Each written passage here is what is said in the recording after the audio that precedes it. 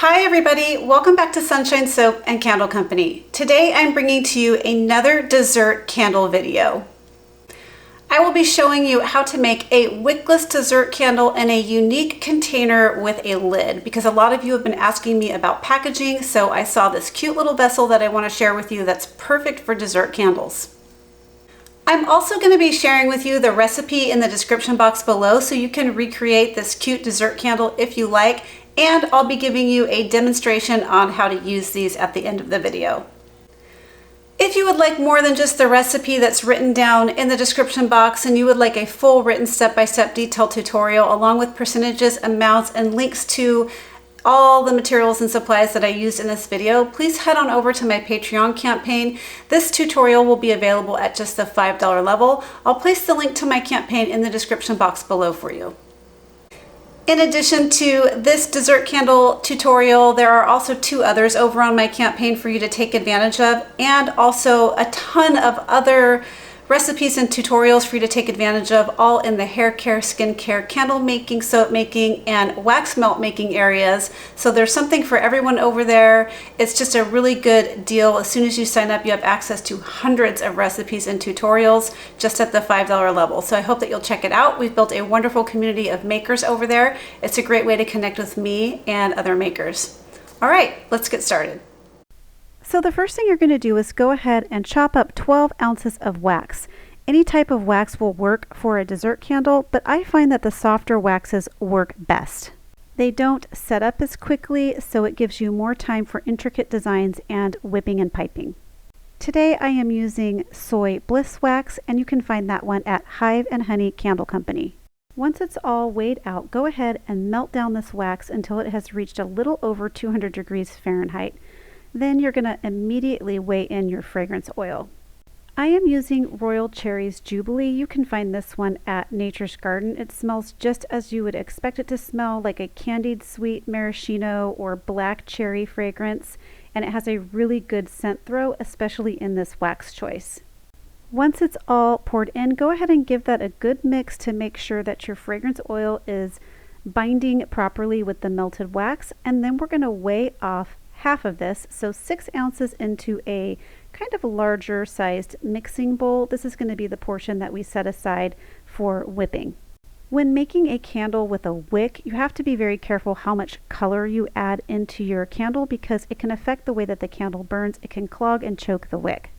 So we are making a wickless candle today, so we can be as liberal as we like with the color, and I just used 3 drops of Sierra Candle's red concentrated liquid candle dye for the bottom half, which is 6 ounces of melted wax. That is very concentrated.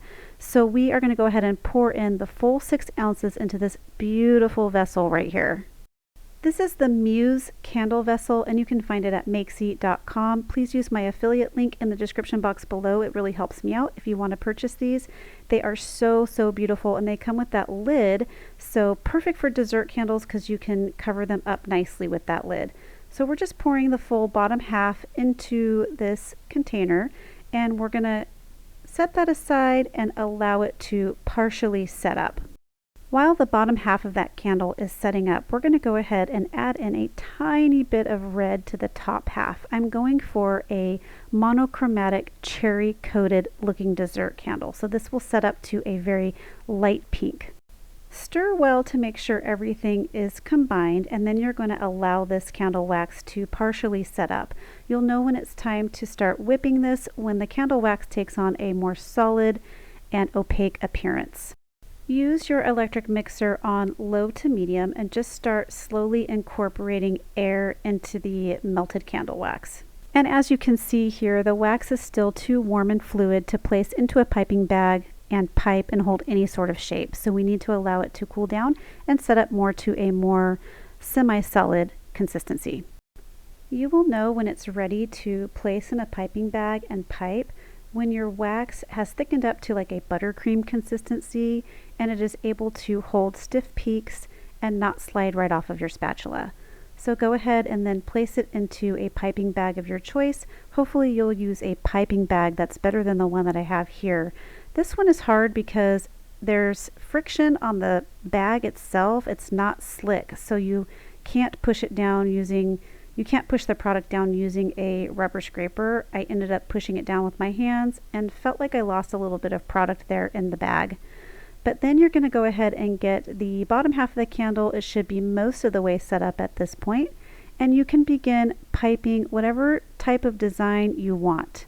I am going for a whipped cream type fluffy dolloped look on the top of this candle here, and you have to be kind of careful not to get it too close to the glass, because then it kind of takes the texture away. You can't see the texture of the piping as much if it's pushed up against the glass. And if you're using a lid like I'm trying to do here, it's important to keep all of the fluffy piping below the top rim of the container. That's kind of hard to do, but do your best, and you can always place the lid on after you've melted the candle down as well. So here I'm just placing the final touches of piping on and making sure everything looks the way that I want it to look. Next, I'm going to go ahead and place these cute little embeds on top. I made these cute little cherries out of Pillar of Bliss wax.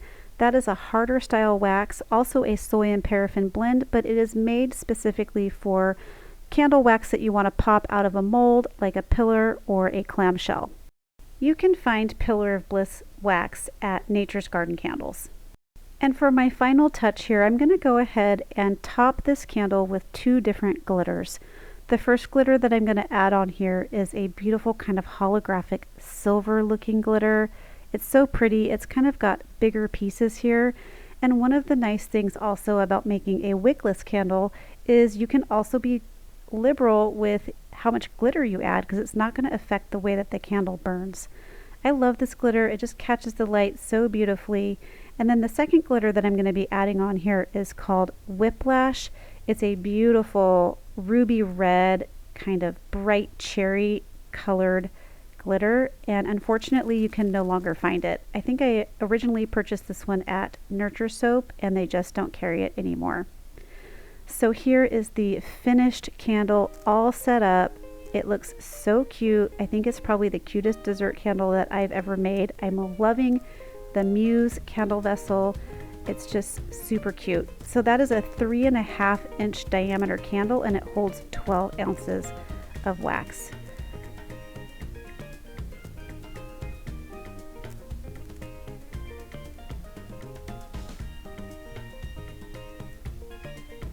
And here is what it looks like when it's all melted down on a candle warmer. It smells so good, and I got this candle warmer at Target.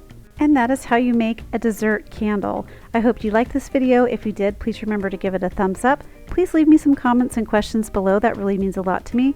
Share this video with a friend, and why not subscribe to my channel? All right, everybody, catch you on the next video. Bye, keep shining.